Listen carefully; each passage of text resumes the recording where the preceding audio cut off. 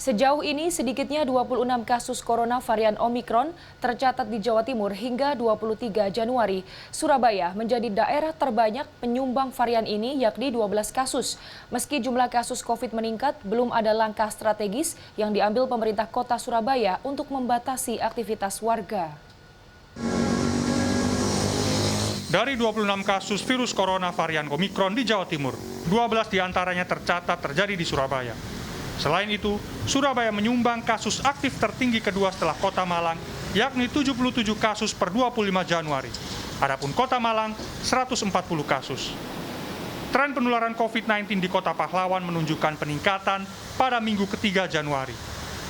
Pada 19 Januari, masih ada 23 kasus aktif yang kemudian bertambah menjadi 77 kasus hanya dalam kurun 6 hari.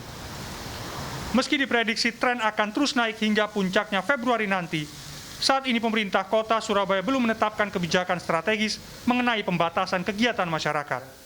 Wakil Wali Kota Surabaya, Armuji mengatakan, skala pembatasan tetap mengikuti keputusan Kemendagri, yakni PPKM level 1. Ya tentunya kita sesuai dengan Permendagri bahwa Surabaya ini masih level 1. Makanya itu yang kita pedomi. Makanya untuk Surabaya ini meskipun ya dalam kurun waktu yang sampai nanti di Februari diperkirakan seperti apa, tapi langkah-langkah antisipatif itu sudah kita persiapkan. Baik itu yang terkena langsung kita masukkan dalam satu isolasi. Kalau memang itu sudah agak memang perlu rumah sakit, ya harus kita masukkan di rumah sakit. Warga yang terjangkit COVID-19 saat ini menjalani isolasi terpusat di asrama haji dan sejumlah rumah sakit. Beberapa warga juga menjalani isolasi mandiri dengan pengawasan puskesmas. Armuji belum menjelaskan tindakan antisipasi apa yang dilakukan untuk mencegah lonjakan jumlah kasus.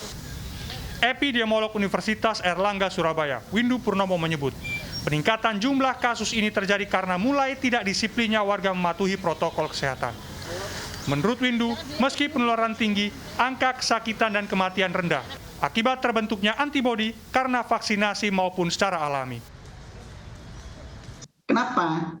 Karena vaksin memang peranannya bukan mencegah transmisi, bukan mencegah penularan, tapi mencegah hospitalisasi dan mortalitas.